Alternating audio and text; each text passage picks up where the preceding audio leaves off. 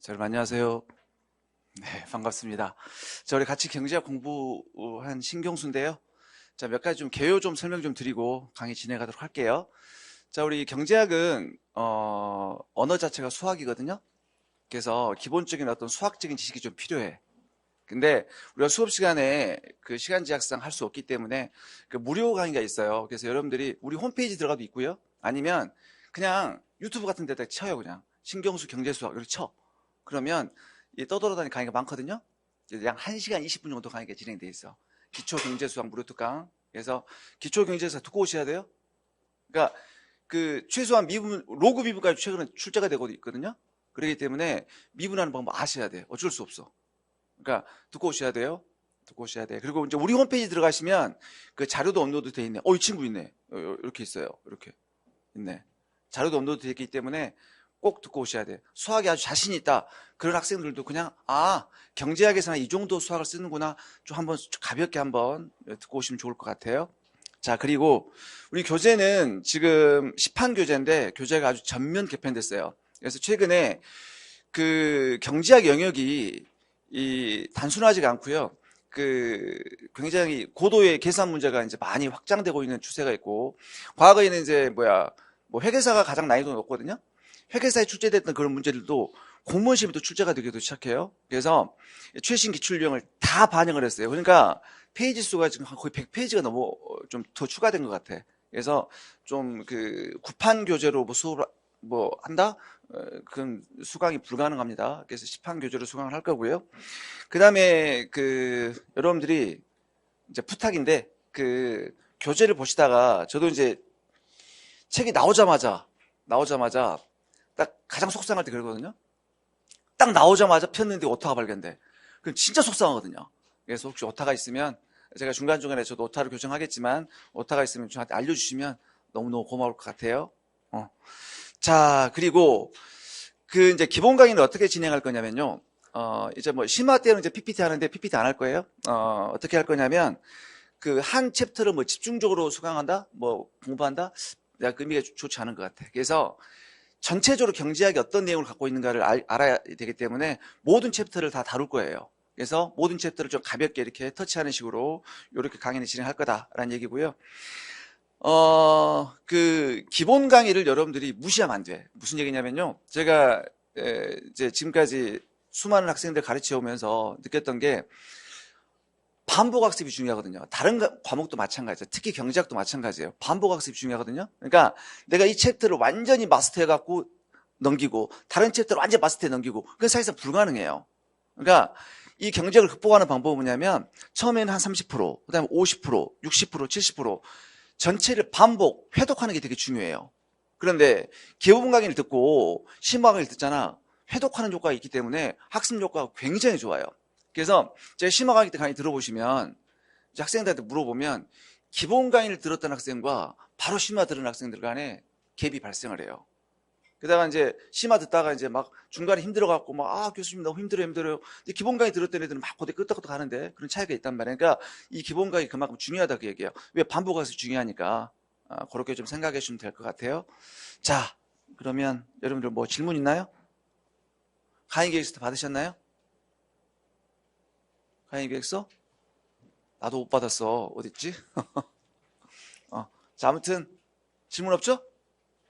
그럼 강의 좀 진행 한번 해볼게요.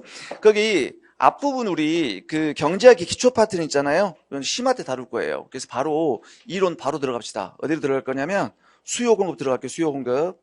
자, 챕터 3장이에요. 32페이지. 32페이지. 거기 뭐 가격이 나와 있죠. 그 미시경제에서 가장 중요한 변수가 가격이거든요. 가격이 뭐 쭉쭉쭉 가격 기능들이 나와 있는데 그냥 쭉 보시면 되고요. 거기 잠깐 뭘 볼 거냐면 절대 가격이 나와 있죠. 절대 가격은 그냥 우리가 생각하는 가격이야. 그래서 경제학은 가격을 이제 프라이스 해서 P라는 변수를 쓸 거예요. 그리고 이제 경제학에서는 재화가 이제 두 개가 등장하는데요. 첫 번째 재화는 X재화, 두 번째 재화는 Y재화라고 표현을 써요. 그래서 가격이 이렇게 있잖아. P가 있으면 자, X재화의 가격은 아래첨자 X를 쓸 거야. 그럼 X재화의 가격이야. 자, 앞으로 X는 제가 사과라고 표현을 쓸 거예요. 그러면 사과가 이렇게 있어요. 그러면 사과 가격이 우리가 2,000원이다. 원 요렇게 요걸 우리가 뭐라고 그래? 절대 가격이라고 표현을 쓰는 거야. 그러니까 우리가 얘기하는 가격이야. 그럼 이제 Y는 배라고 할게요. 그러면 배 가격은 PY라고 그래 쓸 거야. 그러면은 배 가격이야. 배 가격인데 배 가격은 1,000원이에요. 1,000원. 자, 이건 중요한 게 아니야. 우리 상대 가격이 중요하거든요.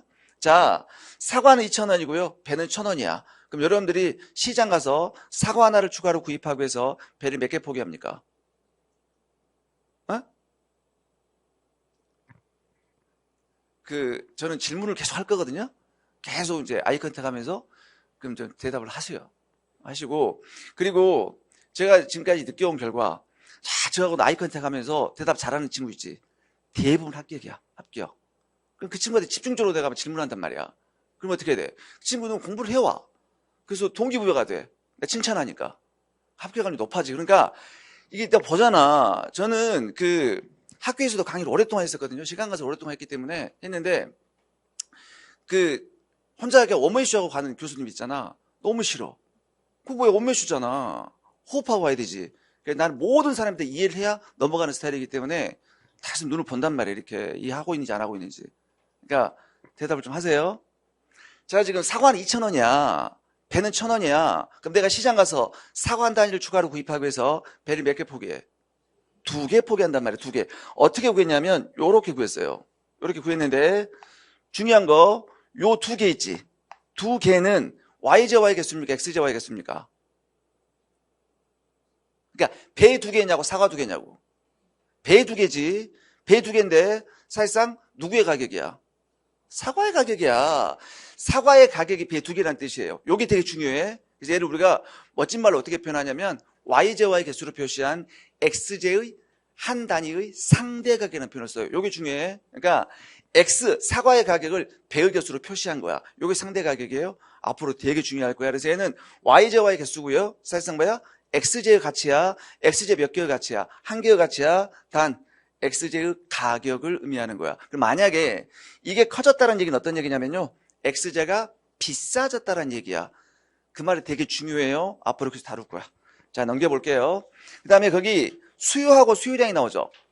수요가 수요량이 나오는데, 자, 수요의 개념이 어떻게 나와 있어? 소비자가 모든 가격책에서 구입하고자 하는 전체적인 계획이고, 그 다음에 수요량은 특정 가격에서 구입하고자 하는 구체적인 계획이다. 뭐 이런 말이 나와 있잖아요. 그럼 제가 지금부터 그래프를 한번 그려볼 거예요. 그래프. 자, 가격은 P라는 표현을 쓰고요. 그 다음에 수요량 있지. 수요량 퀀티티 해갖고요. Q라는 표현을 쓸 거야. Q. 이렇게 표현을 쓸 거예요. 그러면 결론적으로 수요 곡선은 이렇게 디맨드 커브는 우하향의 그림이 그려져요. 얘는 디맨드 커브라고 해. 자, 그러면 가격이 만약에 2,000원이면 10개를 산 게 아니야. 사고자 계획한 거예요. 그 다음에 1,000원이면 10개를 20개를 산 게 아니라 사고자 계획한 거야. 그래서 우리는 사전적 계획이라고 나와 있죠. 그러니까 생각해 보세요. 만약에 1,000원일 때 20개를 사고 싶어. 근데 생산자가 1,000원이면 10개밖에 안 팔아. 못 사는 거지. 그러니까 생산자들도 나름 계획이 있을 거 아닙니까? 뭐 1,000원이면 몇 개 팔 거야, 2,000원 몇 개 팔 거야. 그런 계획들이 만나서 시장에서 드디어 거래가 돼야 사후적으로 실현된 개념이에요. 그러니까 전부 다 계획된 개념이에요. 자, 그런데 자, 2,000원이면 10개, 1,000원이면 20개. 모든 가격책에서 구입하고자 하는 전체적인 계획이죠. 수요 곡선 전체를 뭐라고 한다? 수요라는 표현을 쓰는 거야. 그런데 구체적인 특정 가격 2,000원이면 10개를 살 거야. 요 하나하나 점 있죠. 요걸 수요량이라고 할 거야.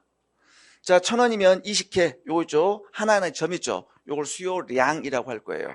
되게 중요하거든요. 두 개 구분할 수 있어야 돼. 자, 그리고 거기 뭐 유량의 개념이 나와 있는데 이건 다 우리 설명할까? 그러니까 유량이라는 것은 특정 기간에 측정되는 개념이거든요. 그러니까 우리가 어떤 경제 변수를 측정할 때 요 경제 값이 일정한 기간에 측정되면 유량이고 일정한 시점에 측정되는 저량이야. 그러니까 어떤 경제 변수의 수치를 물어볼 때 야, 9시 10분 1초 그 값이 얼마야? 그렇게 물어봐야 되는 게 저량이야, 저량. 그런데 한 달 동안 그 값이 얼마야? 일주일 동안 그 값이 얼마야? 하루 동안 그 값이 얼마야? 요게 유량인 거야. 그럼 생각해봐. 제가 지금 물이 딱 고여 있어요. 고여 있는데 1시간 동안 물이 얼마큼 고여 있어. 말이 돼, 안 돼? 안 되잖아. 지금 현재 고여있는 물의 양, 그게 재량인 거야. 근데 물이 흘러가고 있는데, 야, 지금 9시 10분 1초 현재 물이 얼마큼 흘러가? 말이 안 되잖아. 1시간 동안 흘러 들어간 물의 양. 그렇게 얘기하는 거야. 그런데 수요량은, 요 수요량은 유량이야, 유량. 생각해 보세요. 어떤 사람이 컵라면의 소비량이 10개다. 의미가 없어. 그게 한 달 소비량인지 1년 소비량인지 알아야 되잖아. 그치? 기간이 주어질 의미를 갖는 거예요. 그래서 얘는 일정 기간에 측정되는 유량의 개념이다. 그런 표현이 나와 있고요. 그 다음에 거기 수요 함수가 나와 있지. 자, 우리가 Q를 양이라고 했단 말이야. 양. Q를 양이라고 했어. 양인데 이게 수요량인지 공급량인지 우리 판단할 수 있어야 돼. 그래서 우리가 어떻게 구분할 거냐면 수요량은 디맨드, D라는 위첨자를 쓸 거예요. 그다음에 공급은 서플라이, S라는 첨자를 쓸 거야. 그런데 우리 아까 재화가 2개 있었잖아. X재화, Y재 2개 있었죠? 그래서 얘도 수요량, 얘도 공급량 이렇게 있는데 자, 아래 첨자 이렇게 X를 썼어요. 여기는 Y를 썼어요. 느낌이 오지? 그럼 얘는 뭐야?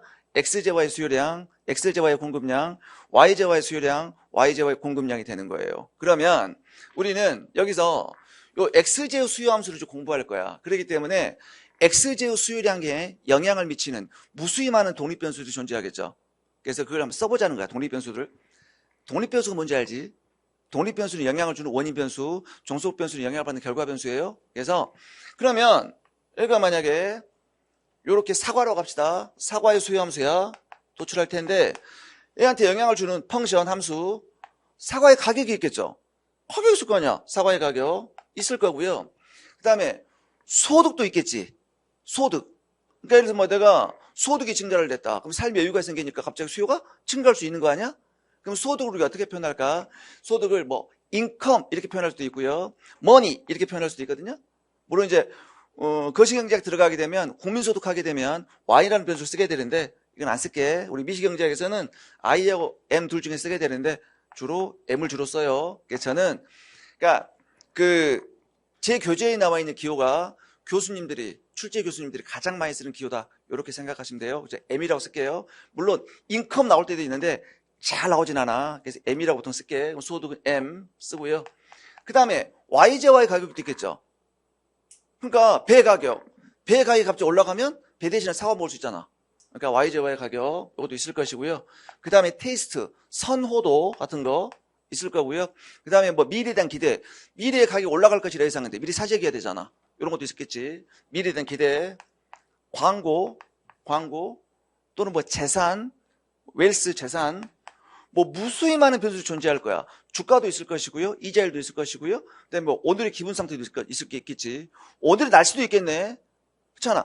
무수히 많은 변수들이 존재하게 되는데 요 많은 변수들을 다 고려하면 우리가 그림을 그릴 수가 없잖아. 경제학은 모든 어떤 경제 현상을 2차원 평면에서 그림으로 나타내서 설명하는 게 경제학 이론이거든요. 그러면 우리가 얘를 2차원 평면상의 그림을 나타내려면 독립변수를 한 개만 고려해야 되잖아. 종속변수 하나 있으니까. 그래서 독립변수를 한 개만 고려하자 그 얘기야. 그래서 얘를 세미콜로 찍어갖고 다른 모든 조건들은 이렇게 고정돼 있다라고 가정을 해요. 자, 그런데 그래서 얘를 우리가 뭐 내생변수, 외생변수라는 표현을 쓰게 되는데 뭐냐면 모형 내부에서 생성되어지는 변수를 내생변수, 모형 외부에서 주어지는 변수를 외생변수라고 그래요. 그러니까 이게 사실은 이렇게 함수를 구성하잖아. 그러면 얘는 다 내생변수는 맞아요. 모형 내부에 있으니까. 그런데 우리는 뭐야? 내생변수는 맞지만 얘를 외생변수 처리했다 그런 표현을 써요. 왜? 좌표성이 없잖아. 자, 이걸 써볼게. 얘는 px고요. 얘는 qxt야. 그러니까 독립변수 하나만 고려했잖아. 나머지는 외생변수 처리한 거야. 외생변수. 됐죠? 자, 그래서 그렇게 수요함수가 나와 있는데 거기 한번 봐보세요. 거기 우리 표를 봤더니 여기 35페이지 표가 나와 있죠? 표가 나와 있는데 제가 방금 x제와의 가격을 따로 분리시켰고 나머지 변수 분리시켰잖아. 그런데 x제와의 가끔 봐봐. 독립변수를 x제의 가격에다 분리시켜놨죠. 제가 분리시켜놨고 거기 어떻게 나와 있어? x제에 대한 수요량의 변화율이냐? 수요가 아니야. 수요량의 변화율인 나머지는 어떻게 됐어요? 수요의 변화율인지 달라요, 둘은. 가격은 수요량의 변화 요인, 나머지는 수요의 변화 요인이야. 그럼 수요의 법칙 볼까요? 자, 수요의 법칙은 가격이 상승을 하면 수요량이 감소하고요. 가격이 하락하면 수요량이 증가하는 거, 이걸 우리가 수요의 법칙이라고 해요. 그러니까 비싸면 덜 사고 싸면 많이 사겠다 그 얘기야. 이게 수요의 법칙인데, 자, 가격이 상승했더니 수요가 감소한다. 틀려? 수요량이 감소하는 거야. 그럼 가격이 하락하면 수요량이 증가하는 걸, 요걸 수요의 법칙이라고 해요. 자, 그런데 그 예외적인 현상이 나와 있잖아요. 요건 베블렌 조건은 생략하고요. 이게 중요해. 넘겨볼게요. 기펜제가 되게 중요해. 기펜제. 자, 이건 뭐냐면요. 19세기 아일랜드에서 감자가 주식이었는데 감자 기근이 발생을 해갖고요. 감자 가격이 막 폭등해. 폭등했더니 사람들이 생각해봐. 가격이 폭등하면, 느낌에서 생각해봐. 가격이 폭등하면 삶이 힘들어질까, 편해질까? 힘들어지겠지. 힘들어지니까 이제 비싼 소고기 먹어, 못 먹어? 못 먹고 감자 더 먹는 거야. 대충 이해되셨나요? 이게 뭐 실질 소득이 감소했다 그런 표현을 쓰게 되는데, 그러니까 그 실질 소득이라, 우리가 실질이라는 것은 어떤 거냐면요. 그러니까 소득이 이렇게 있어요. 소득이 만약에 1,000원 요렇게 쓰잖아. 얘를 명목소득이라고 그래요. 그 다음에 소득이 2,000원 이렇게 쓰잖아. 이걸 명목소득이라고 그래요. 우리 명목소득이 2배 증가했어. 중요하지 않아. 중요하지 않아. 우리 실질 변수가 중요하다니까. 자, 예를 들어서 초코파이 가격이 여기 있어요. 내가 100원이야. 100원이야. 근데 초코파이 가격이 500원으로 뛰었어. 그러면 명목소득 2배 뛰었는데 물가는 5배 뛰었지. 그러면 실질 소득 줄어든 거야. 나는 예전에 100원짜리 초코파이를 몇 개 사 먹을 수 있었어요. 10개. 이해됐지? 이게 실질 소득이야. 지금 초코파이를 4개밖에 못 사 먹네. 이게 실질 소득이에요.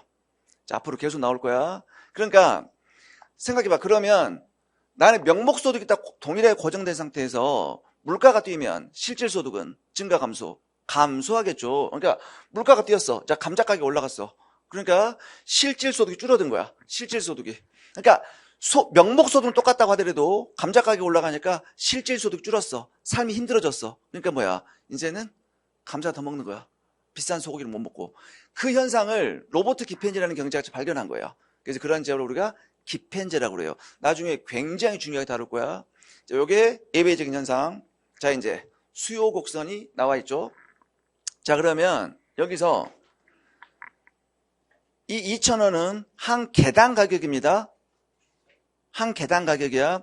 한 개당 2,000원이면 10개를 살 거야 라는 뜻이에요. 그럼 다시 한번 봐볼게. 10개를 구입할 때 이 소비자는 한 개당 2,000원까지는 낼 용의가 있다는 얘기겠지. 그런데 소비자들은 많은 돈을 지불하고자 해, 적은 돈을 지불하고자 해. 적은 돈을 지불하고자 하니까 최대한이라는 표현을 쓸 거예요. 중요합니다. 그래서 얘가 요 높이가 결국은 가격이란 말이에요. 가격인데 수요 곡선의 높이기 때문에 디맨드 프라이스에서 수요 가격이라는 표현을 써요. 그럼 수요 가격 의미하는 바는 뭐다? 소비자가 최대한 지불할 용의가 있는 가격이에요. 됐나요? 거기에 나와 있잖아. 수요 가격, 소비자가 최대한 지불할 용의가 있는 가격이에요. 가격. 자, 그 다음에 여기서 P라는 변수가 있고요. Q라는 변수가 있어요. Q라는 변수가 있는데 여러분들 어떤 게 독립변수야? P가 독립변수죠. P가 독립변수잖아. 지금 봐보세요. 가격이 상승하면 수요량이 감소하고 가격이 하락하면 수요량이 증가하지. 수요량이 감소하니까 가격이 올라간다. 수요량이 증가하니까 가격이 떨어진다. 맞아 안 맞아? 아니란 말이야. 가격이 독립변수예요. 가격이. 그래서 여러분들은 수요 곡선을 읽는 올바른 방법은 가격 먼저 읽으셔야 된다 그 얘기야. 수학과 반대죠? 우리 수학에서는 여러분들 이거 익숙하잖아요. 이거 X가 독립변수, Y가 종속변수여갖고 요렇게 있으면 X 먼저 있고 Y를 나중에 있잖아. X가 독립변수죠?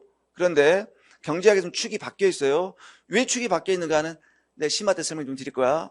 자, 아무튼 축이 바뀌어 있어. 그래서 가격 먼저 읽으셔야 돼. 읽어야 되는데 그러면 무조건 그러면 Y축부터 있습니까? 아니야. 경제학에서는 어떤 가격 변수 있죠. 근데 그때 설명해 드릴 거예요. 가격 변수가 독립 변수일 때는 Y축에도 써요. 나머지 일반 수학처럼 X축에다 써요. 그래서 얘는 가격 문제 읽으셔야 돼. 가격이 독립변수야. 그러니까 요걸 야 수요량이 10개일 때 2,000원이다. 뭐 20개일 때 1,000원이다. 그렇게 읽으면 안 돼요. 2,000원이면 10개, 1,000원이면 20개. 가격이 독립변수야. 자, 그러면 아까 제가 요거 있잖아. 요거 점 하나하나 특정 가격하에서 구입하고자 하는 구체적인 계획. 요 점 하나하나를 뭐라고 한다? 수요량이라고 하는 거고요. 모든 가격책에서 구입하고자 하는 전체적인 계획, 수요곡선 전체를 수요라고 했단 말이야. 그러면 점이 왔다리 갔다리 하는 것은 수요량이 변하는 거예요. 그런데 곡선 자체가 왔다리 갔다리 하면 수요가 변하는 거예요. 그러면 요 점이 요렇게 이동을 해야 돼. 요렇게 이동하려면 수요량이 변하는 거야. 그러면 어떤 변수가 변화를 해야 돼? 가격이 변동을 해야 되지. 그게 바로 내생 변수야. 그러니까 좌표상에 있는 독립 변수가 내생 변수야. 그러면 이 좌표상에 있는 이 독립 변수가 변동을 했어. 그래서 가격이 요렇게 하락했더니 수요량이 10개 이상씩 이렇게 증가했죠. 얘는 곡선상의 변화가 되는 거예요. 그런데 좌표상에 이제 없는 독립 변수가 변해볼까? 자, 예를 들어서 지금 얘가 소득이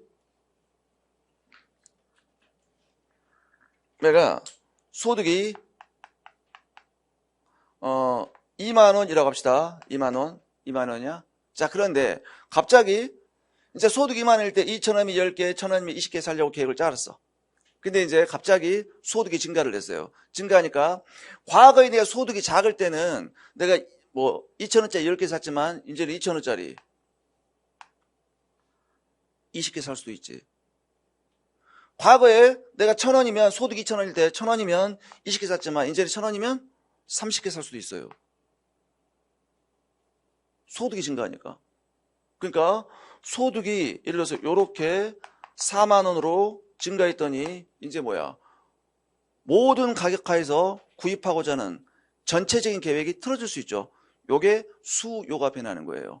그러니까 하고 싶은 얘기는 여기 있지. 요거 좌표상에 있는 독립변수가 변하면 곡선상의 변화가 되는 거고요. 좌표상에 없는 독립변수 있죠. 요 녀석이 변하면 곡선 자체가 뒤집어진다 그 얘기예요. 그게 되게 중요해. 경제학에서는 한번 뭐 우리 기본 강의니까 자세히 막 강조드리지 않겠지만 경제학에서 제일 중요한 게 바로 그림을 이해하는 게 되게 중요하거든요. 그 중에서도 뭐가 제일 중요해? 곡선상의 변화인지 곡선 자체의 변화인지 그게 되게 중요해요. 근데 지금이 되게 쉽지? 아니 당연하지. 좌표상인 얘가 변하면 곡선상의 변화가 될 거고 이 녀석이 아니면 곡선 자체의 변화가 될 거다. 그거 당연한 얘기인데 그게 말로 출제가 되면 여러분들이 엄청나게 틀려. 엄청나게. 그걸 출제자가 알아 몰라? 알지. 근데 출제를 계속 하는 거예요. 아시겠어요? 그래서 좌표상에 있는 독립변수가 변하면 곡선상의 변화, 좌표상에 없는 독립변수 또는 아예 생뚱맞은 변수, 그걸 외생변수라고 해요. 그런 것들이 변하면 곡선 자체가 변동한다 그 얘기예요. 변동한다. 자, 그래서 한 장 넘겨볼게요. 그러면 거기에 그 38페이지에 첫 번째 그림 뭐야? 곡선상의 변화죠. 이게 뭐야? 수요량이 변하는 거야. 그 다음에 두 번째 그림 수요가 변하는 건데 거기 잘 보시면 여기서 요게 양이잖아. 요게 Q가. 그럼 수요 곡선이 오른쪽 같죠? 오른쪽 같다는 얘기는 수요 곡선이 위로 올라갔다는 얘기 똑같죠? 우하향하니까 수요 곡선 위로 올라간 것은 수요 곡선 오른쪽 간 거와 똑같아. 근데 여러분들이 수요가 증가했다 할 때 수요 곡선이 위로 올라갔다 그런 표현을 하면 될 것 같아 안 될 것 같아요? 안 돼요. 안 돼. 왜냐면 이게 양이잖아. 이게 양. 그러니까 이게 양이기 때문에 증가 감소 이렇게 오른쪽 왼쪽 얘기를 하셔야 돼. 위아래 하시면 안 돼요. 그러니까 수요 곡선이 우하향할 때는 우연치 않게 위가 오른쪽 간 거야. 그러니까 안 돼. 왜냐면요 조세보조금 수요 증가 감소가 나중에 달라지거든요. 그래서 요게 양이기 때문에 오른쪽 간다. 수요가 증가하면 오른쪽 간다 얘기를 해야 돼. 오른쪽. 그래서 어떻게 돼요? 화살표가 오른쪽 왼쪽만 나와 있죠? 위아래 안 나와 있단 말이야. 그 다음에 수요의 변화 요인이 나와 있죠? 수요의 변화 요인. 자, 첫 번째 뭐야? 소득이 나와 있지.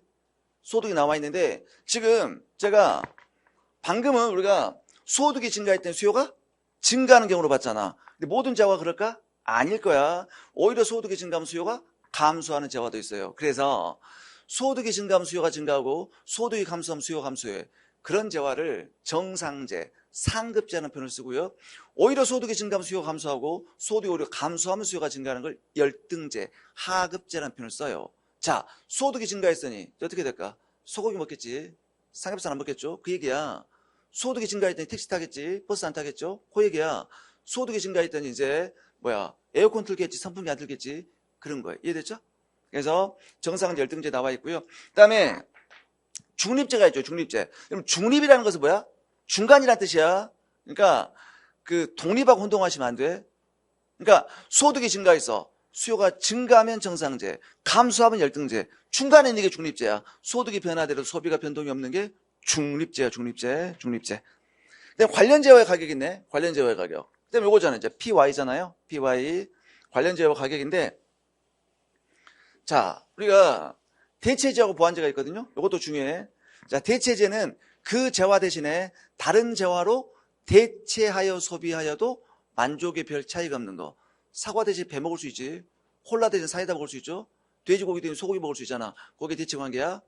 버터 대신에 마가린 뭐 이런 거야. 근데 보완 관계는 따로따로 소비할 때보다도 함께 소비하면 만족이 더 커지는 거. 책상만 있으면 안 되잖아. 의자도 있어야 되지. 샤프만 있으면 안 되지. 샤프심도 있어야 되잖아. 낚싯대만 있으면 돼. 낚싯바늘도 있어야 될 거 아니야. 이런 거 이해됐죠? 그래서 가장 많이 나오는 게 자동차와 휘발유, 자동차와 휘발유. 그런 게 보완 관계야. 보완 관계인데 볼게요. 만약에 PY가 이렇게 있어요. 자, 관련 재화의 가격이야.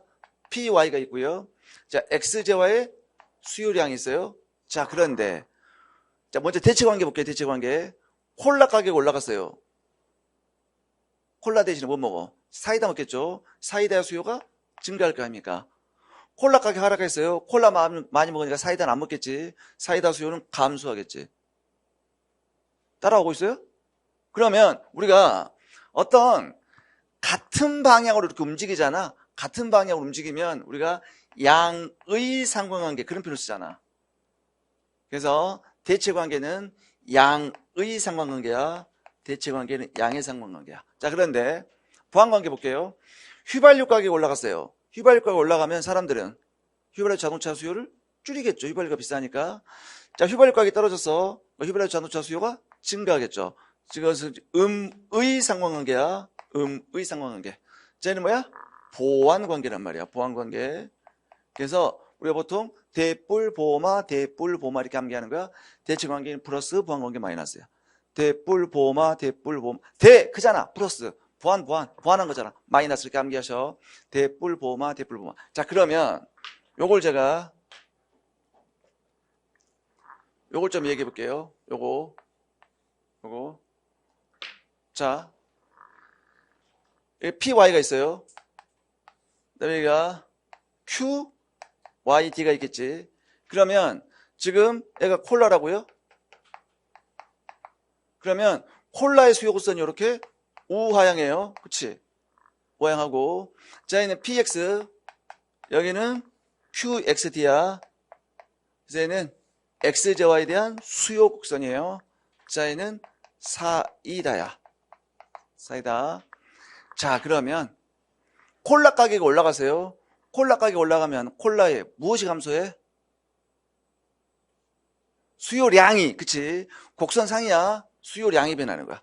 자, 콜라 가격이 비싸졌더니 사람들은 콜라의 수요량을 줄여요. 얘는 곡선상의 변화야. 그럼 대신 사람들은 뭐 먹어? 사이다 먹겠죠. 사이다의 가격이 변했어, 안 변했어? 사이다 가격이 변한 게 아니잖아. 사이다 입장에서는 다른 재화의 가격이야. 곡선 자체가 변동한다, 그 얘기야. 그래서 사이다는 수요가 요렇게 증가하는 거예요. 구분할 수 있어야 돼. 아시겠죠? 그러니까 여기 제일 중요한 것은 뭐냐면 소득과 관련제의 가격이야. 이게 제일 중요해. 제일 중요하고 그 나머지는 별 중요하잖아. 그러니까 뭐 그 선호도가 증가했다. 수요가 증가하겠지. 그 재화에 대한 선호도가 증가했다. 또 그 재화에 대해 그 재화의 가격이 미래에 뛸 것 같아. 익스펙테이션 뛸 것 같아. 그러면 미리미리 사재기할 거 아닙니까? 수요 증가. 광고가 또 증가하면 수요가 증가하고 재산이 증가하면 수요가 증가할 수 있잖아. 뭐 그렇게 나와 있어요. 자, 개별 수요, 시장 수요 중요하죠. 41페이지야. 우리 소비자 한 사람 한 사람의 수요를 우리가 개별 수요라고 하는 거고요. 시장 전체의 수요를 시장 수요라고 해요. 그러면 지워도 되지?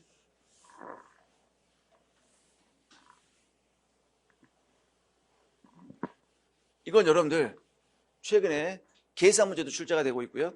그다음에 말로도 출제가 되고 있고 계산 문제 유형도 약간씩 막 변형돼서 출제가 돼요. 그러니까 과거에는 회계사 정도에서만 출제됐던 그런 유형들이 회계사도 강의하고 있거든요. 그러니까 회계사가 그 최강의 난이도를 자랑하는 그러면 대학원 수준의 문제가 막 나와요. 그런데 이제 거기서 나왔던 문제들이 약간 좀 난이도를 낮춰서 우리 공무원 시험에 등장을 하고 있단 말이야. 지금은 그 경제학이 트렌드가 완전히 바뀌고 있어요. 최저 기출 문제들이. 그래서 그걸 반영하기 위해서 이 책이 이렇게 두꺼워진 거야. 그래서 이제 꼼꼼하게 공부를 하셔야 돼. 단순하게 이제 공부해서는 안 돼요. 그만큼 그래서 경제 수학 강의가 중요하다 그 얘기야. 자, 간략하게 설명해 드릴게요. 기본 강의니까. 자, 지금 시장에 두 사람만 존재한다고 합시다. 두 사람만. 그래서 지금 소비자 한 사람 한 사람의 수요를 개별 수요, 시장 전체의 수요를 시장 수요. 그래서 소비자 한 사람 한 사람의 수요를 제가 스몰 D라고 표현을 쓰고요. 시장 수요를 라지 D라고 표현을 쓸게요. 구분하기 위해서. 그러면 A라는 사람과 B라는 사람 두 사람밖에 없어. 그러면 A라는 사람의 수요 곡선이 이렇게 있어요. 스몰 D, A. 이렇게. 그 다음에 B라는 사람의 수요 곡선이 이렇게 있어요. 자, 제가 이거 나란할 필요 없어. 그냥 나란하게 그린 거야, 그냥. 자, 이렇게 있어요. B라는 사람 수요가 있어요. 그러면 만약에 가격이 1,000원이야. 1,000원인데, 1,000원일 때 A라는 사람은 10개를 사고자 하고 B라는 사람은 만약에 15개를 사고자 합니다. 그럼 시장에 두 사람밖에 없어. 그러면 시장에서는 1,000원이면 몇 개가 수요됩니까? 25개가 수요되겠지. 그래서 어떻게 했어? 더했잖아. 더했잖아. 그래서 요렇게 더한 거지. 거짓말! 내가 이럴 줄 알았어. 요게 두 개 더하면 몇 개야? 15개지. 그렇게 하시면 안 돼. 이것 더하기 요렇게 하셔야 돼. 25개. 여기다 보세요. 여기도 이것 더하기 요렇게 해요. 그럼 기하학적으로 보더라도 이렇게 확 벌어져요. 이렇게. 그래서 이렇게 돼요. 자, 지금 봐봐. 모든 사람들은 동일한 가격에 직면해 있어요. 모든 사람들은 동일한 가격에 직면해 있고 무엇이 달라요? 사고자 하는 양이 다른 거야. 자, 모든 사람들은 동일한 가격에 직면해 있고 구입하고자 하는 양이 다르기 때문에 시장 수요를 구할 때는 개별 수요 곡선의 수평합이야. 수평합. 수직합을 구하잖아요. 수직합은 나중에 공공지에서 등장하거든요. 수직합은 예를 들어서 얘하고 얘를 수직을 더하잖아요. 수직을 하잖아. 이렇게 더하는 거야. 이렇게. 그럼 얘가 이렇게 가팔라져요. 수직을 합하면 간략하게 예를 들어볼까? 자, 만약에 이렇게 했어요. 얘가 100이라고 생각을 해봐. 그러면 100원일 때는 안 살 거야. 공짜면 100개 살 거야. 이런 수요곡선이지. 수요곡선인데 이런 사람이 시장에 2명 있다고 생각해봐. 2명. 2명. 그러면 A라는 사람 100원이면 사, 안 사? 안 사잖아. B 사, 안 사? 안 사잖아. 시장 몇 개야?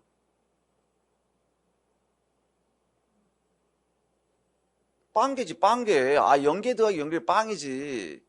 그러니까 요렇게 하면 안 된다니까. 이렇게 해갖고 2명이 다 하하! 이렇게 한다니까. 200, 200. 집에 가! 그러면. 안 되는 거야.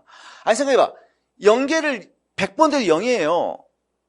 그러니까 얘가 이렇게 되는 거야. 이렇게 되는 거야. 이렇게. 그렇지 않겠어? 아, 0개를 0번 더해도 2배를 0번이잖아. 100개를 2번 더하면 200 아니야? 이런 사람 3명 있으면 요렇게 되는 거야. 300. 5명이면 이렇게 500. 더 완만해지잖아. 알겠죠?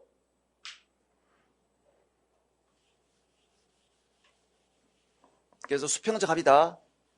구체적인 어떤 계산 문제는 우리 심화 때 다루기로 합시다. 시간 제약상. 자, 이렇게 넘겨보시고요. 자, 공급 들어갑시다. 47페이지. 자, 마찬가지야. 우리가 모든 가격책에서 팔고자 하는 전체적인 계획 있죠. 그걸 뭐라고 그래?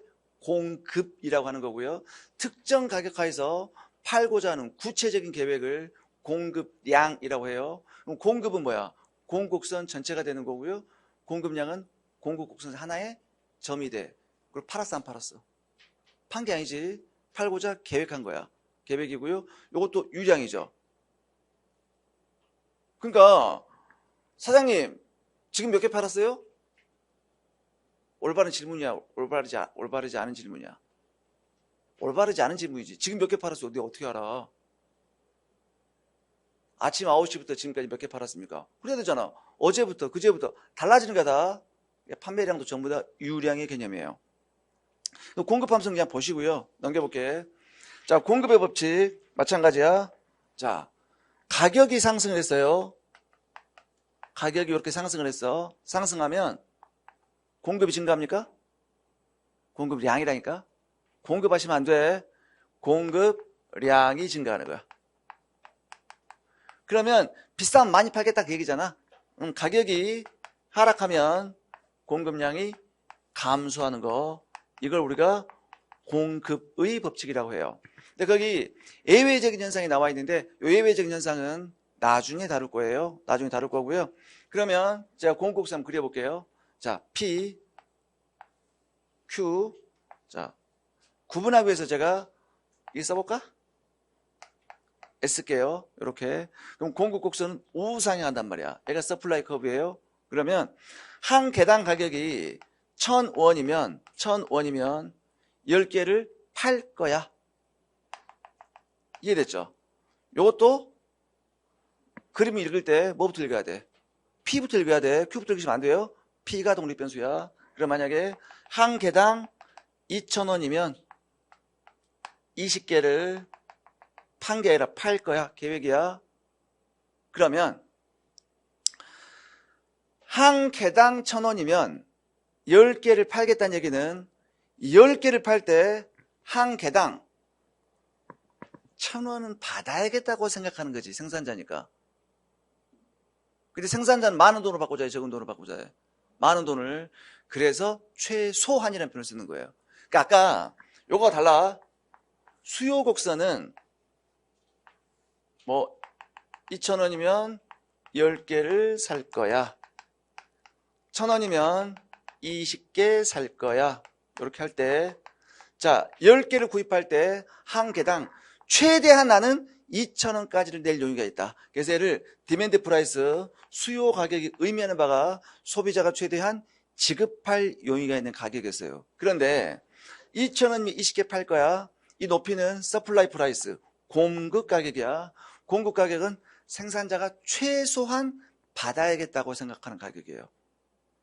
그 의미도 이해하셔야 돼. 생산자가 최소한 받아야겠다고 생각하는 가격이야. 그리고 마찬가지 가격 먼저 읽으셔야 돼. 그래서 공급 곡선을 읽는 방법 나와 있지. 가격 먼저 읽으셔야 돼. 넘겨볼게요. 자, 그러면 가격이 변동을 하게 되면 공급량이 변하는 거야. 곡선상에서 이렇게 공급량이 변하는 거고요. 가격 이외의 요인이 변하면 공급곡선 자체가 왔다리 갔다리 하는 거야. 근데 주의할 점, 만약에 공급곡선이 이렇게 됐어요. 이렇게 갔어. 공급 증가해서 감소했어. 에? 증가야, 감소야? 감소야, 감소. 올라갔어요. 증가 이렇게 한 놈이 있다고. 얘는 가격 있잖아. 위아래는 X축이 양이라니까.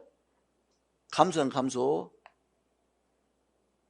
그런데 만약에 수요 곡선이 요렇게 올라간 거야. 수요 곡선이. 그럼 수요는 증가한 거야. 증가.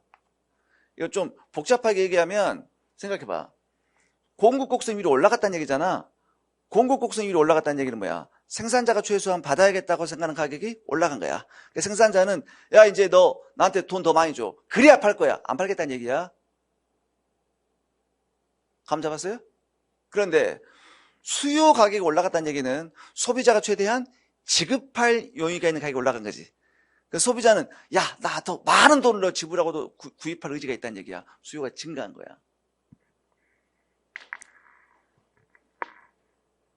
표정을 밝게 하란 말이야. 자, 그래서 제발 제가 그래서 화살표 방파 오른쪽 왼쪽이야. 위아래 하시면 안 돼. 그러니까 왜냐면 이게 그러니까 특수한 경우가 존재하니까 그래요. 수직인 경우 있잖아. 수직인 경우 수평 경우가 있단 말이야. 이때는 위아래하고 오른쪽이 좀 달라지죠. 수평도 마찬가지. 위아래하고 오른쪽이 좀 달라지잖아. 그래서 그러는 거예요. 그래서 위아래 하시면 안 돼. 무조건 수요 증가 감소, 공급 증가 감소, 오른쪽 왼쪽. 조세 보조금은 상하방. 자, 그러면 공급을 변화시키는 이유를 한번 봅시다. 공급. 그럼 여러분들 생산 기술이 진보했다고 생각해 봐. 생산 기술이 진보하면 공급이 당연히 증가하겠지. 아니, 기술 진보하면 대량 생산할 거 아니야. 공급이 증가한다는 얘기야. 그런데 그걸 이렇게 한번 생각해 볼까? 여러분 기술 진보 있잖아요. 기술이 진보했다는 얘기는 생산 비용이 증가한 거야, 감소한 거야? 감소한 거죠. 안 쓸게 그냥. 봐봐. 어떤 노동자한테다가 내가 시간당 10,000원을 줬어. 10,000원을 줬는데 이 친구가 시간당 10개 생산했어. 그럼 한 개당 비용 얼마야? 1,000원이지. 내가 시간당 10,000원을 줬다니까? 근데 10개를 생산했어. 그럼 한 개당 내가 들어간 비용은 1,000원이잖아. 근데 갑자기 친구가 기술 진보가 발생을 해갖고요. 똑같이 10,000원 주는데 막 20개 생산한 거야. 그럼 이제 한 개당 비용은 500원밖에 안 들어가잖아. 그러니까 앞으로 기술 진보 이꼴 생산 비용은 떨어지는 거야. 기술 진보 이꼴 생산 비용 동의요. 기술 진보 이꼴 생산 비용은 떨어지는 거야. 기술 진보 이꼴 생산 비용은 떨어지는 거예요. 그러면 자, 기술이 진보했어요. 자, 기술이 진보하면 이제 생산 비용이 떨어진 거야. 생산 비용이 떨어지니까 이제 생산자가 최소한 받아야겠다고 생각하는 금액도 떨어지겠지. 생산 비용이 떨어지니까 이제 생산자가 더 적은 돈을 받아도 팔 비용이 있을 거 아니야. 그러면 생산자가 최소한 받아야겠다고 생각하는 금액이 요렇게 떨어진단 말이야. 떨어진다는 얘기는 공급이 증가한다는 얘기가 똑같은 거예요. 됐나요? 그 다음에 생산 요소 가격이 나와 있죠. 여러분 생산 요소라고 하는 것은 뭐냐면 생산에 필요한 모든 것이야. 생산에 필요한 모든 것. 생산하려면 뭐가 필요해? 노동이 필요하겠죠. 그 다음에 또 노동만 있으면 생산이 됩니까? 자본도 필요하겠지. 그 다음에 토지도 필요하겠죠. 토지도. 자, 근데 주의할 점이 있어.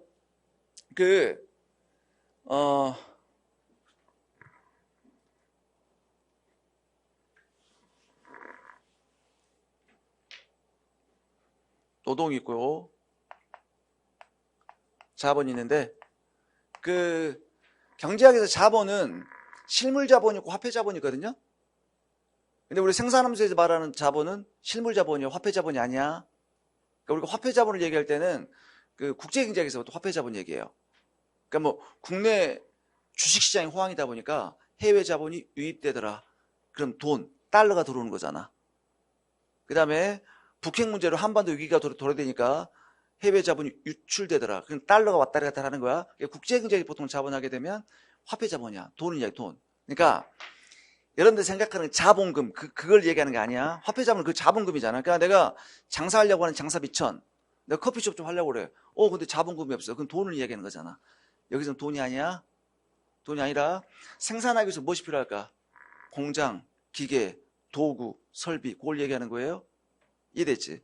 그럼 제가 지금 생산활동을 하고 있단 말이야. 교육 서비스를 생산하고 있어요. 그럼 뭐가 필요할까? 노동자가 필요하겠지. 있는데 저 혼자 있다고 생산이 되는 게 아니잖아요. 교실도 필요하지, 칠판도 필요하지, 마이크 필요하지. 요게 뭐야? 자본이야, 자본. 알겠죠? 자본. 그 다음에 뭐 토지 같은 거, 토지 이렇게 있는데 또 주의할 점이 있어요. 주의할 점이 우리가 아까 사과 가격, 배 가격 이런 거 있잖아. 요건 사과 그 자체의 가격이죠. 그럼 얘는 유량이야, 저량이야? 일정 시점에 측정되면 저량, 고여있는 물, 일정 기간에 측정되면 저량이라 그랬어요? 그러면 사과 가격, 배 가격은 유량, 저량? 저량이지. 너 사과 얼마야? 1,000원. 그런데 너 사과 1시간 동안 얼마야? 말이 안 되잖아. 오케이? 근데 문제는 노동자, 야, 너 얼마짜리니? 노동자한테 그러면 돼, 안 돼? 안 되잖아. 노동자한테 가격 붙일 수 없단 말이야. 인신매매가 되는 거야, 새우잡이가. 그러니까 안 된단 말이야. 그래서 여기서 가격은 전부 다 노동자 그 자체의 가격을 의미할 수 없어요. 서비스 가격, 서비스 가격. 한 달 동안 제공한 노무 서비스에 대한 월급을 줄 거고 1년 동안 제공한 노무 서비스에 대해서는 연봉을 주겠죠. 유리양이에요, 유리양. 기계도 마찬가지야. 여러분들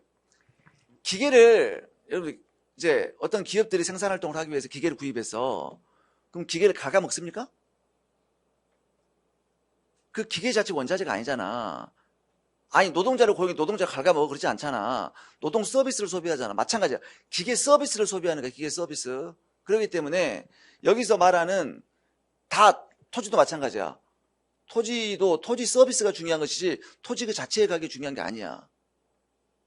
왜냐면 그 비용이 아니거든. 봐봐. 여러분들이 오해한다니까? 자, 기계가 1,000만 원짜리야.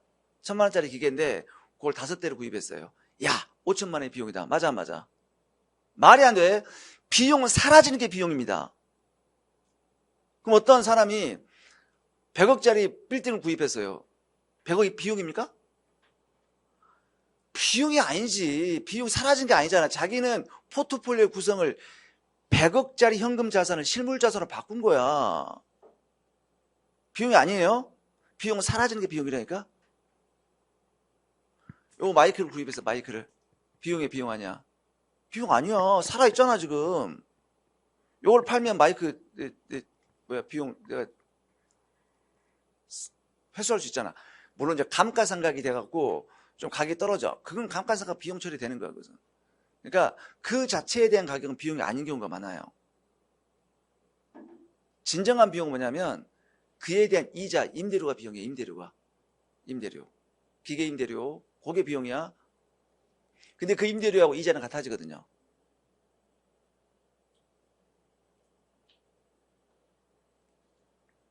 이해가 잘 안 되지. 요 설명하면 좀 시간이 걸리는데,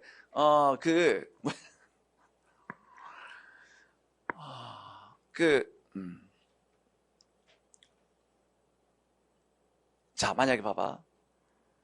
어떤 1,000만 원짜리 기계를 샀어요. 기계를. 1,000만 원 비용에 비용 아니야. 비용 아니니까 그 기계 팔면 1,000만 원 나와요. 그 비용이 아니야. 근데 진정한 비용은 뭐냐면요. 그 1,000만, 우리가 경제학에서는 기회비용이거든요. 기회비용 많이 들어봤죠. 어떤 활동을 선택하면 필연적으로 다른 걸 포기할 수밖에 없어. 그 진정한 비용은 뭐냐면 그 1,000만 원을 요 기계를 사지 않고 은행에 넣어놨다면 이자 받잖아. 이자를 포기하고 있어. 그게 비용이야, 그게 이자가. 근데 그 이자가 임대료와 같아져요, 경제학 논리상. 이렇게 생각하는 거야. 요 기계를 자기가 사용하지 않고 다른 생산자한테다가 빌려주면 매달 임대료 받잖아. 그걸 포기하고 자기가 사용하고 있단 말이야. 그게 비용인 거야. 봐봐. 이렇게 한번 생각해볼까? 설명하자. 그 지가가 있어, 지가가. 지가가 1,000만 원이야. 이 지가는 뭐야? 지가로 하면 기계 가격으로 합시다. 어떤 기계를 사요. 근데 기계 가격이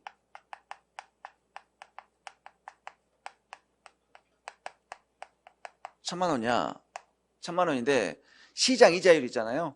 이걸 연 이자율 할게요. 이자율이 10%라고 하자고요.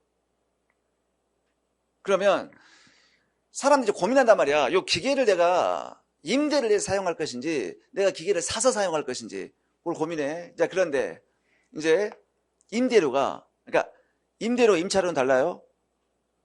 임대료는 이제 빌려주는 입장에서 임대료라고 하는 거고 빌리는 사람 입장에서 임차료가 되는 거지. 자, 그럼 만약에 임차료가 있어요. 임차료가 만약에 110만 원이라고 합시다. 아니 90만 원으로 90만 원. 그럼 여러분들이라면 기계를 구입할까 임차할까?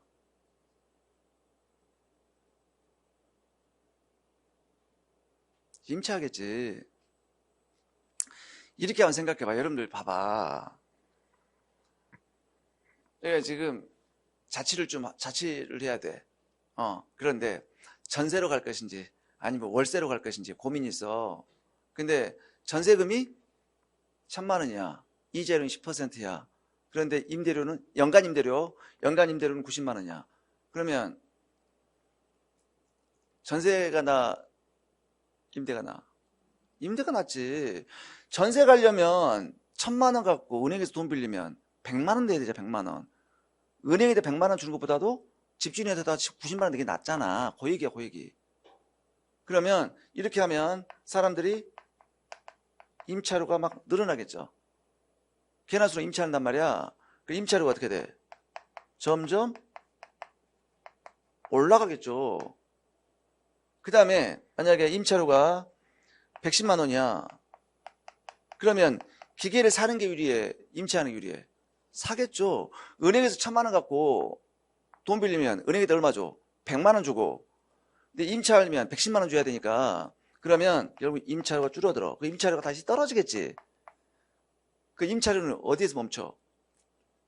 100만 원에서 멈추겠지. 100만 원. 그게 경제학 논리야. 그러니까 결국은 1,000만 원 곱하기 이자율 10% 했더니 100만 원이야. 요게 뭐가 돼? 요게 이자잖아, 이자. 근데 이자는 뭐하고 같아져? 임차료 같아진다, 그 얘기야. 자, 앞으로 이자하고 임차료 같아지는 거예요. 그래서 기계를 샀는데 그 기계 가격이 비용이다. 절대 안 돼. 그래서 요것도 노동자 그 자체의 가격이 아니라 노동 서비스 가격, 뭐라고 그래? 임금. 전부 다 유리항이야. 한 달간 임금, 월급, 1년간 임금 연봉 아니야. 자본의 가격이 뭐라고? 이자고, 토지 가격도 마찬가지예요. 이것도 아까 토지 그 자체의 가격, 지가 있지. 비용 아니야? 지대야, 지대. 다 서비스 가격이에요. 이런 거. 전부 다 유량이야, 유량. 그러면 갑자기 임금도 올라가고 이자도 올라가고 원자재 가격도 뛰고 막 했다고 생각해봐. 공급이 증가할까 감소할까? 당연히 감소하겠지. 이걸 좀 세련되게 해볼까? 갑자기 임금이 올라가고 이자도 올라가고 막 지대도 올라갔어요. 그러니까 생산 비용이 올라간 거야. 그럼 생산 비용이 올라갔다는 얘기는 생산자가 최소한 받아야겠다고 생각하는 금액이 올라가겠죠. 생산 비용이 올라가니까. 그러면 공급이 감소한 효과가 발생한다, 그 얘기예요. 됐죠? 그 다음에 이제 그 조세정부보조금 나와 있죠. 조세정부보조금. 요거 잠깐 볼까요? 자, 우리 공급 곡선을 높이는 뭐라고? 생산자가 최소한 받아야겠다고 생각하는 금액이고요. 수요 곡선 높이는 소비자가 최대한 지급할 용의가 있는 가격이야. 가격인데, 자, 만약에 소비자한테 먼저 보조금 지급했다고 합시다. 보조금. 자, 소비자는 이거에 대해서 최대한 1,000원을 지급할 용의가 있었는데 정부가 보조금 준대. 야, 너 살 때마다 100원 줄게. 그러면 소비자가 지급하고자 하는 가격이 올라갈까 떨어질까? 100원만큼? 자, 나는 여기다 최대한 1,000원까지 지급할 용의가 있었어. 근데 정부가 100원을 보태준대. 야, 너 살 때마다 100원 줄게. 그러면 소비자가 요 물에 대해서 지불하고자 하는 금액이 100원만큼 올라가 떨어져? 올라가겠지. 왜 떨어지나? 올라가겠지. 정부가 100원 보태주니까 올라가는 거야. 그래서 올라가죠.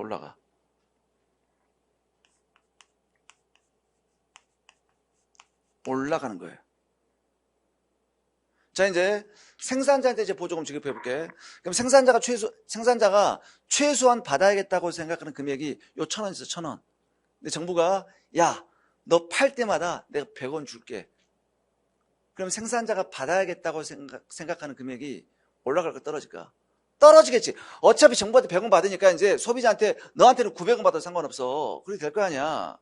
그래서 생산자한테 보조금 지급하면 생산자가 받아야겠다고 생각하는 금액은 떨어지는 거예요. 조세 볼게요. 조세. 자, 소비자한테 조세를 부과했습니다. 그러면 소비자는 최대한 지급할 요인의 금액이 1,000원이었는데 조세를 부과하니까 이제 뭐야? 떨어지겠지, 지급으로. 조세 부과하면 소비자가 지불하고자 하는 금액이 떨어져요. 근데 생산자한테 조세 부과했더니 생산자는 정부한테 세금 내야 되니까 소비자 너희들한테 100원 더 받아서 팔 거야. 그치? 그러니까 생산자가 받아야겠다고 생각하는 금액은 올라가는 거예요. 자, 제가 지금 조세 보조금 얘기했지. 얘는 뭐야? 위아래 움직여. 오른쪽 왼쪽 하시면 안 돼. 얘는 위아래야. 조세 보조금은 상하방, 증가 감소는 오른쪽 왼쪽이에요. 알겠지? 그런데 조세를 부과했더니 어떻게 됩니까? 공급곡선은 상방, 수요곡선은 하방이야. 근데 최종적으로 어떻게 돼? 공급은 감소, 수요는 감소지. 생각해봐. 우리가 조세를 부과하는 재화가 어떤 재화입니까?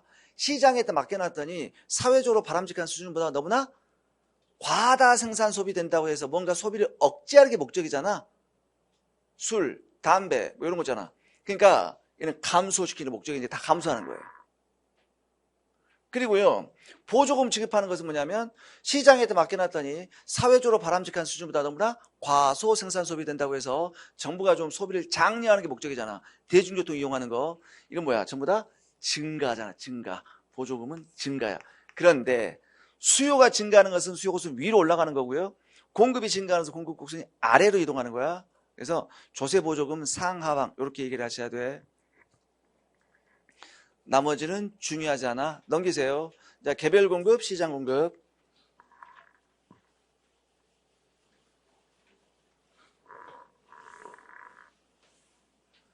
마찬가지죠.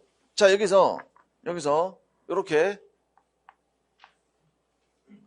공급곡선이 이렇게 있어요. 공급곡선이. 자, 이러한 공급곡선을 가진 생산자가 여기가 뭐 100이다. 그러면 시장이 2명 있다. 하하. 그럼 이렇게 하고 200 이렇게 하면 돼, 안 돼? 이게 안 돼. 이렇게 하면 안 돼.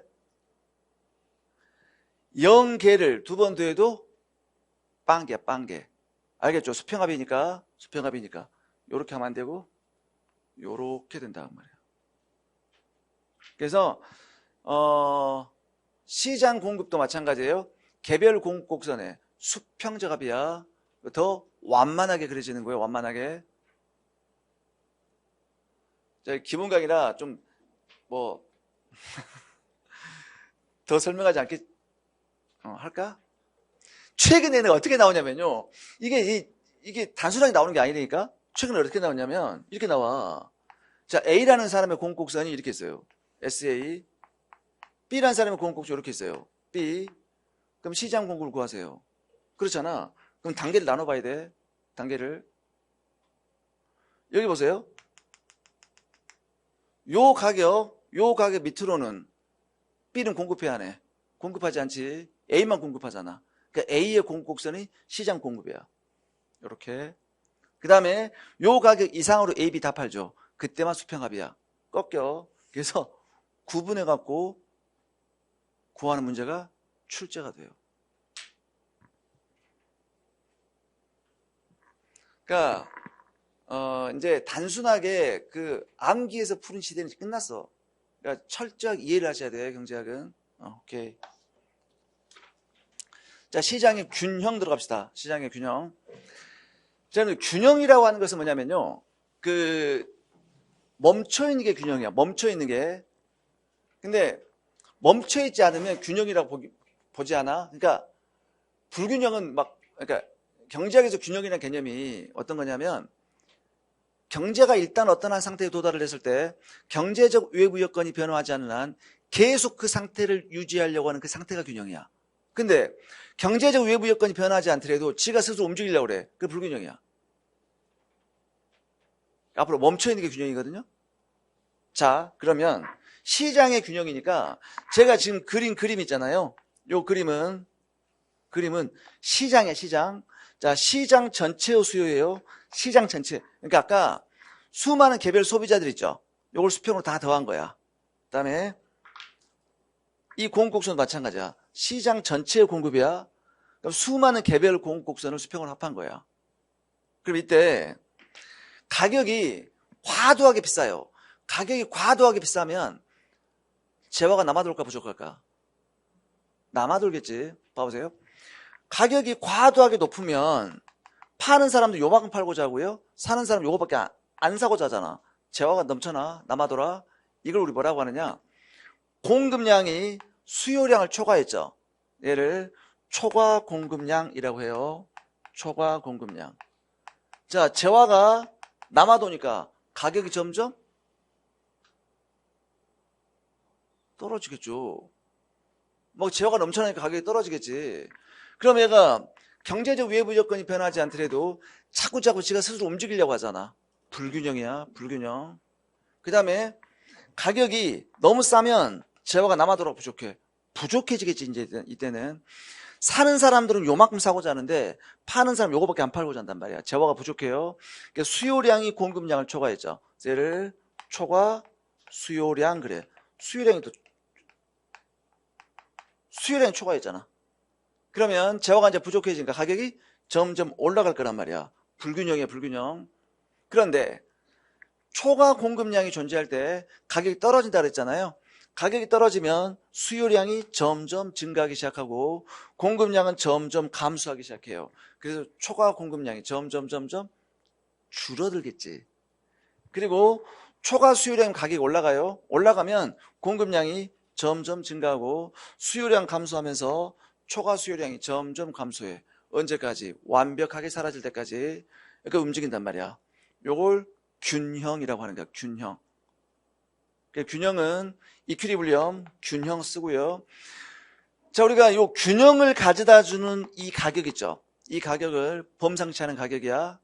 균형 가격이라는 표현을 써요. 그래서 얘를 피한 다음에 이퀴리블리엄 아래첨자 요걸 써요. 얘를 균형 가격이라고 하는 거고요.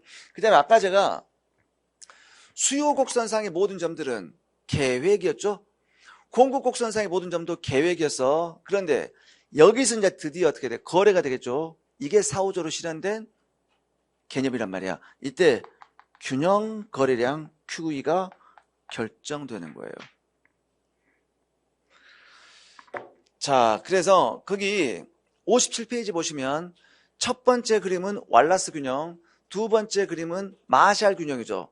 마샬은 볼 필요가 없고요. 왈라스만 보시면 돼. 이제 왈라스를 설명해 드렸어요, 제가.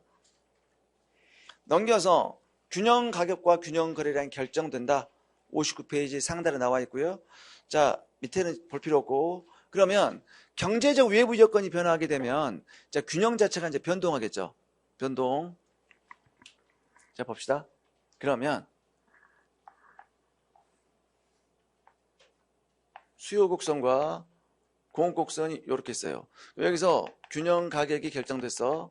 결정됐는데 자, 만약에 이 재화가 정상재야. 정상재인데 소득이 증가했어요. 그럼 수요가 증가하겠지. 그럼 수요 곡선이 요렇게 갈 거 아니야. 요렇게. 자, 정상재야. 정상재인데 소득이 증가해서 수요가 증가한단 말이야. 곡선 자체가 변하는 거예요. 그럼 갑자기 기존의 균형 가격하에서 무엇이 발생해? 초과 수요가 발생할 거 아닙니까? 초과 수요가 발생하니까 가격이 올라가겠죠. 올라가니까 여기까지 균형 이동하는 거야. 그럼 결과적으로 어떻게 돼요? 그러니까 교차점이 이렇게 바뀐 거야. 그러면 결과적으로 균형 가격은 상승하고 균형 거래량은 증가한다. 이게 정답이야. 어렵지 않죠? 그러니까 갑자기 사람들이 막 사기 시작해. 그럼 가격이 올라가겠죠? 많이 사니까 거래량 증가하겠죠? 그 얘기야.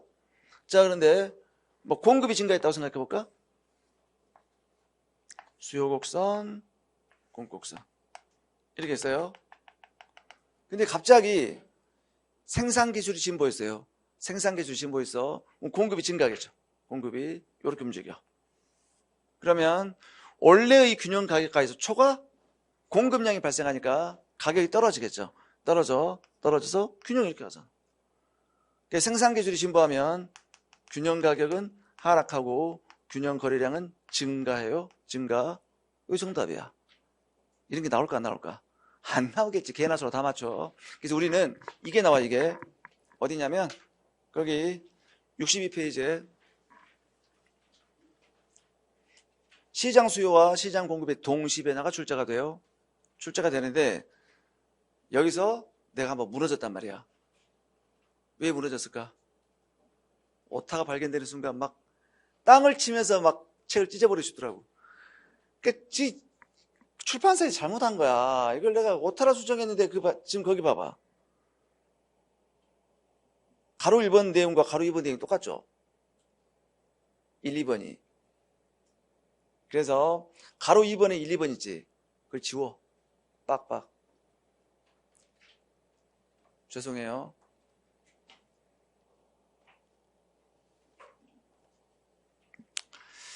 자, 이제 설명 듣고 정리하시면 돼. 그래서 거기 밑에 다 요약이 나와 있어. 그걸 보시면 돼. 자, 요거예요.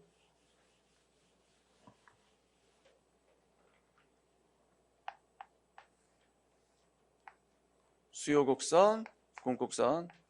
자, 만약에 이 재화가 정상제입니다. 정상제인데 소득이 증가했어요. 수요가 증가하겠지. 자, 그 다음 두 번째. 이 생산 요소의 가격이 올라갔어. 임금이 상승했어. 그럼 공급이 감소하겠지. 요렇게. 이해됐죠? 그러면 교차점이 이렇게 움직인단 말이야. 그러면 이 교차점이 이렇게 움직이니까 확실한 것은 뭡니까? 균형 가격은 무조건 상승하죠. 상승하지만 요 이동폭에 따라서 균형 거래량의 변화는 불확실히 정답이야. 이렇게 출제가 돼. 그래서 거기 그 시장 수요와 공급이 동일한 방향으로 움직인다. 그거 먼저 볼까요? 이제 그건 제대로 설명이 되어 있죠. 얘는 수요 곡선, 공곡선에서 만약에 수요가 증가하고 공급도 증가했어. 그럼 어떻게 될까?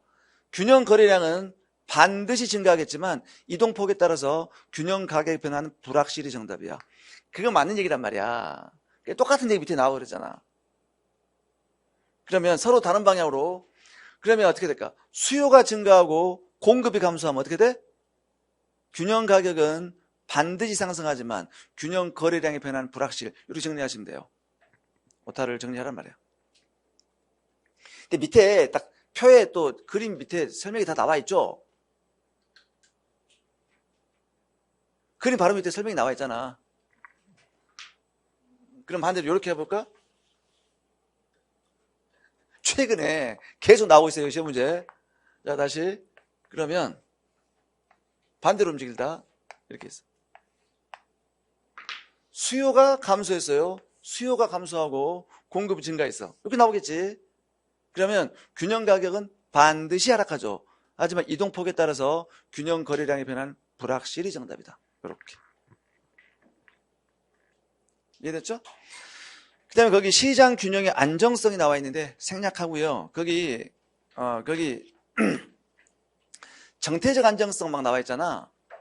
그 왈라스적 안정성, 마샬적 안정성이 나와 있는데 이게 과거에는 출제가 많이 됐었거든요. 출제가 안 돼서 내가 개정판에서 뺐다가 최근에 또 회계사에서도 등장해갖고 다시 또 집어넣은 거예요. 이거. 집어넣은 건데 크게 중요하진 않아요.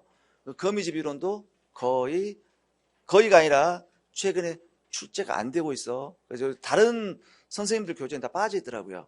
저는 일단 넣어놨는데 아무튼 뭐 생략. 그다음에 이제 4장 이제 수요와 공급의 탄력성을 들어가야 되는데 여기는 심호흡이 필요하단 말이야. 그래서 이건 여기서부터 이제 미분이 등장하기 시작하고요. 대부분 탄력성에서 경제학에 무릎을 꿇는 학생들 많아. 그래서 쉬는 시간 좀 가져야 돼. 심호흡을 좀 하고 와야 된단 말이야. 가방 싸면 안 돼요? 가방 싸면 안 돼. 내가 포기하는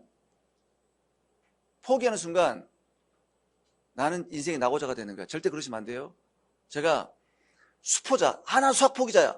나 수포자 합격시켰어. 진짜야. 사칙연산만 하는 놈들 합격시켰단 말이야. 수험경제학은 따라오고 이거 따라오잖아. 어떻게 합격을 해요? 알아서 푸는 게 아니란 말이야. 그러니까 절대 탄력성 보고 또 가방 싸고 그러면 안 돼. 오케이. 잠깐 쉴게요. 네.